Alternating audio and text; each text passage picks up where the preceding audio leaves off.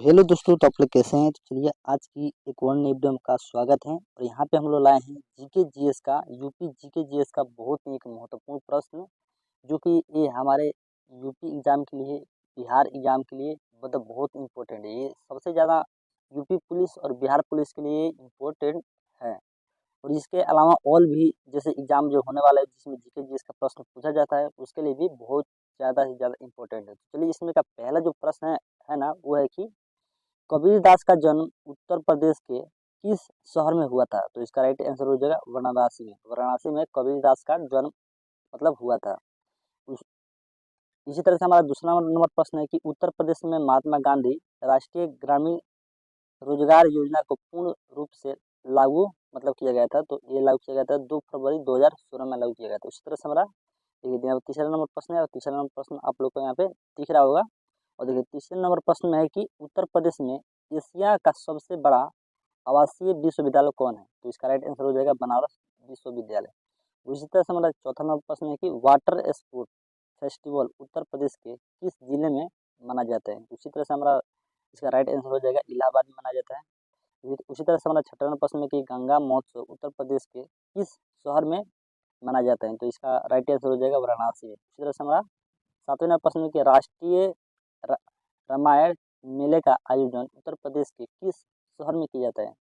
तो इसका right answer हो जाएगा चित्रकूट एवं अयोध्या में किया जाता है। तो इसी तरह से देखिए हम लोग ये जो यूपी पुलिस है उसके लिए विशेषकर ये ध्यान देकर ये मतलब प्रश्न बनाया गया है। और आप लोग बिहार पुलिस के लिए मतलब लिए भी ये बहुत एक अच्छा होगा। तो चलिए इसमें का हम लोग का 12 नंबर प्रश्न यहाँ पे देखते हैं। और 12 नंबर प्रश्न है कि उत्तर प्रदेश के किस शहर में राजकीय स्वतंत्रता संग्राम संग्रहालय स्थित है? तो उसका राइट आंसर हो जाएगा मेरठ में। मेरठ में इसका राइट आंसर हो जाएगा। देखिए उसी तरह से हमारा 13वें नंबर प्रश्न है कि उत्तर प्रदेश का कौन सा जिला दशहरी आम का सर्वोच्च उत्पादक है? तो इसका राइट आंसर हो जाएगा लखनऊ, जो कि कहाँ है? तो मलिहाबाद में। मलिहाबाद में लखनऊ कहाँ है? लखनऊ में मलिहाबाद में, जो कि उत्तर प्रदेश से मतलब दशहरी आम का सर्वोच्च उत्पादक है। तो ये मतलब लखनऊ में मलिहाबाद हो जाएगा। लखनऊ में मलिहाबाद ऐसे करके आप लोग याद कर लेना है। उसी तरह से देखिए अगला प्रश्न में कि उत्तर प्रदेश का सबसे पुराना इंजीनियरिंग कॉलेज किस जिले में स्थित है? तो इसका राइट आंसर हो जाएगा आगरा में। आगरा इसका राइट आंसर हो जाएगा। उसी तरह से हमारा अगले नंबर प्रश्न है कि पटना पक्षी बिहार उत्तर प्रदेश के किस जिले में स्थित है? तो इसका राइट आंसर हो जाएगा एटा। एटा इसका राइट आंसर हो जाएगा। उसी तरह से हम लोग आ जाएंगे अगले नंबर प्रश्न को। और देखिए अगला प्रश्न हमारा ये रहा। देखिए इसका पहले देखिए ये भी जो है ना मतलब जीके जीएस का ये भी मतलब बहुत ही मतलब महत्वपूर्ण प्रश्न है। तो चलिए हम इसको भी मतलब एक बार देख लेते हैं। तो इसमें का पहला प्रश्न है कि नागार्जुन परियोजना किस नदी पर मतलब बनाई गई है? तो इसका राइट आंसर हो जाएगा कृष्णा कृष्णा नदी पर। उसी तरह से हमारा दूसरा नंबर प्रश्न है कि बेलाडीला छत्तीसगढ़ किस अयस्क के लिए प्रसिद्ध है? तो इसका राइट आंसर हो जाएगा लौ अयस्क के लिए। लौ अयस्क के लिए इसका राइट आंसर हो जाएगा। उसी तरह से हमारा तीसरा नंबर प्रश्न है कि देखिए प्लेंकटन का विकास कहाँ सर्वाधिक होता है? तो इसका राइट आंसर हो जाएगा ठंडी और गर्म जलधाराओं के मिलन स्थल पर। उसी तरह से हमारा आ जाएंगे चौथे नंबर प्रश्न की ओर। और देखिए चौथा नंबर प्रश्न हमारा ये रहा। देखिए चौथा नंबर प्रश्न आप लोग को यहाँ पे दिख रहा होगा कि भारत में धान का कटोरा किस राज्य को कहा जाता है? तो इसका राइट आंसर हो जाएगा छत्तीसगढ़ को। छत्तीसगढ़ को इसको इसका राइट आंसर हो जाएगा। उसी तरह से हमारा पाँचवें प्रश्न में कि छत्तीसगढ़ का देखिए राजकीय वृक्ष कौन है?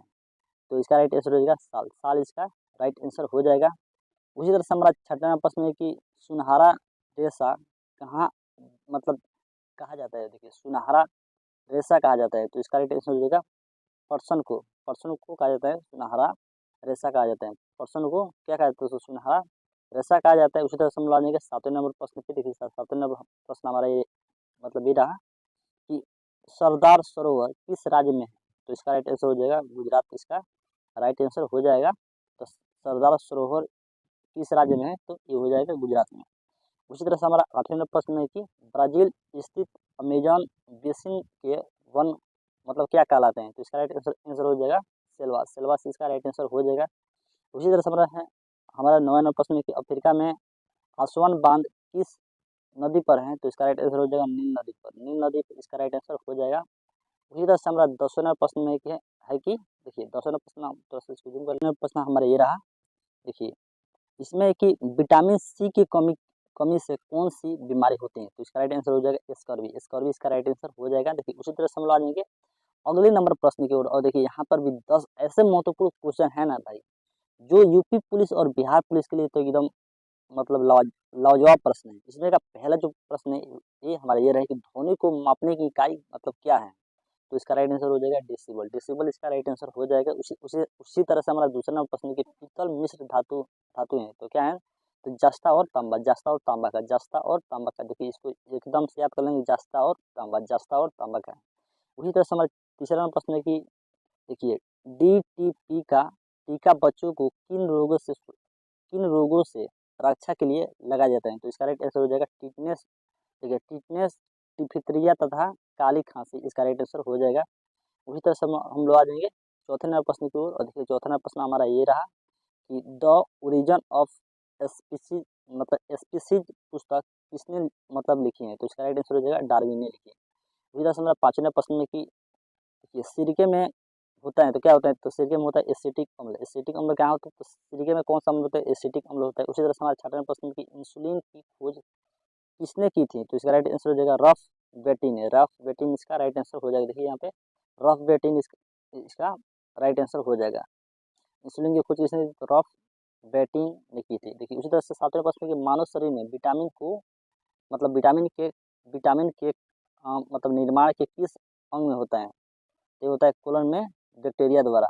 मानव शरीर में विटामिन का निर्माण किस अंग में होता है, तो ये होता है कोलन में, जो कि बैक्टीरिया द्वारा होता है। उसी तरह से देखिए आठवें प्रश्न में कि देखिए हाइग्रोमीटर से क्या नापा जाता है, तो इसका राइट आंसर हो जाएगा। आप देखिए अपेक्षिक आर्द्रता नापा जाता है, तो इस तरह याद कर मतलब हमको करना है कि अपेक्षिक आर्द्रता मतलब इस तरह करके याद करना है कि हाइग्रोमीटर से क्या नापा जाता है, तो अपेक्षिक आर्द्रता। इस तरह से हम लोग का फिजिक्स का क्वेश्चन को हम लोग ऐसे याद कर सकते हैं। उसी तरह से देखिए हमारा 9वां प्रश्न है कि देखिए 9वां प्रश्न में है कि किस खनिज को देखिए बेवकूफ़ों का सोना कहते हैं, तो इसका राइट आंसर हो जाएगा पायराइट को बेवकूफ़ों का सोना कहते हैं। उसी तरह से हमारा 2वें प्रश्न में कि हाइड्रोमीटर यंत्र से मतलब क्या नापा जाता है, तो इसका राइट आंसर अपेक्षिक घनत्व इसका राइट आंसर हो। देखिए अपेक्षिक घनत्व इसका राइट आंसर हो जाएगा। उसी तरह से देखिए यहाँ पे 10 जीके जीएस मतलब जो महत्वपूर्ण जो यूपी पुलिस के जो होता है वो हमारे पास फिर से एक और आ गया है। तो देखिए ये हमारा लास्ट मतलब 10 नंबर ये 10 क्वेश्चन है, और इसको भी आपको देकर ही जाइएगा। तो चलिए इसमें का जो पहला प्रश्न है वो है कि फलों के मीठे स्वाद का कारण होता है, तो इसका राइट आंसर हो जाएगा फ्रक्टोज। फ्रक्टोज इसका राइट आंसर हो जाएगा। इसी तरह से हमारा दूसरा प्रश्न है कि घाव भरने के लिए कौन सी विटामिन सहायक है, तो उसका राइट आंसर होगा विटामिन सी। विटामिन सी इसका राइट आंसर हो जाएगा। उसी तरह से देखिए हमारा तीसरा प्रश्न है कि पायरोमीटर पायरोमीटर को क्या कहा जाता है, तो इसका राइट आंसर हो जाएगा तापमापी कहा जाता है। उसी तरह समझ आ जाएंगे चौथे नंबर प्रश्न पे। देखिए चौथे नंबर प्रश्न हमारा ये रहा। देखिए चौथे नंबर प्रश्न में कि सोते समय रक्तदाब में क्या परिवर्तन होता है, तो इसका राइट आंसर हो जाएगा, तो ये क्या होता है, तो ये घटता है। उसी तरह से पांचवा प्रश्न है कि मगध का प्रथम राजवंश कौन था, तो इसका राइट आंसर हो जाएगा हर्यक वंश इसका राइट आंसर हो जाएगा। उसी तरह से हम लाएंगे छठे नंबर प्रश्न की ओर। देखिए छठे नंबर प्रश्न हमारा ये रहा। देखिए मैं छोड़ूंगा, छठे नंबर प्रश्न की ओर आते हैं, और छठे नंबर प्रश्न हमारा ये रहा कि अकबर के नरोत्तम में अरब देश का निवासी कौन था, तो इसका राइट आंसर हो जाएगा मुलादो प्याजा इसका राइट आंसर हो जाएगा। इसी तरह से हम ला देंगे सातवें प्रश्न को, और देखिए सातवें प्रश्न हमारा ये रहा कि गोपद ब्राह्मण का संबंध किस वेद से है, तो इसका राइट आंसर हो जाएगा अथर्ववेद से। अथर्ववेद से इसका राइट आंसर हो जाएगा। उसी तरह से हम लोग आ जाएंगे आठवें नंबर प्रश्न की ओर। देखिए आठवें नंबर प्रश्न हमारा ये रहा। देखिए आठवें नंबर प्रश्न में कि राजा राम मोहन राय को राजा की उपाधि किसने दी थी, तो इसका राइट आंसर है अकबर द्वितीय ने, जो कि 1930 में जो कि अकबर द्वितीय ने इसको तो राजा राम मोहन राय की उपाधि मतलब दी थी, तो 1930 में दी थी। किसने दी थी, अकबर द्वितीय ने दी थी। उसी तरह से हम लोग आ जाएंगे 9वें प्रश्न में। देखिए 9वें प्रश्न में कि हल्दी घाटी का युद्ध कब लड़ा गया था, तो इसका राइट आंसर हो जाएगा 1576 में लड़ा गया था। 1576 में लड़ा गया था। उसी तरह से देखिए यहाँ पे हमारा आज का लास्ट प्रश्न है। आप लोग एक बार देख लीजिए। देखिए लास्ट प्रश्न है, इसके बाद कोई प्रश्न नहीं है। और देखिए 10वें प्रश्न है कि कुतुब मीनार का मुख्य भाग किसने बनवाया था? मतलब बनवाया इसका मतलब बहुत मतलब ये बहुत बहुत से बहुत बार एक प्रश्न पूछा जाता है, तो इसका राइट आंसर हो जाएगा इल्तुतमिश। कुतुब मीनार का मुख्य जो भाग था वो किसने बनाया था? इल्तुतमिश ने बनवाया था। तो इल्तुतमिश इसका राइट आंसर हो जाएगा। और फिर आप लोग इसको एक बार और वीडियो को रिपीट कर लीजिएगा और आप लोग को मतलब थोड़ा समझ में नहीं आएगा। चलिए आज के लिए दोस्तों, आज के लिए इतना ही। फिर मिलेंगे हम लोग अगले क्लास में। तब तक के लिए जय हिंद जय भारत। अगर आप लोग हमारे चैनल पर नए हो तो लाइक और सब्सक्राइब कर दे। तो चलिए आज के लिए इतना ही।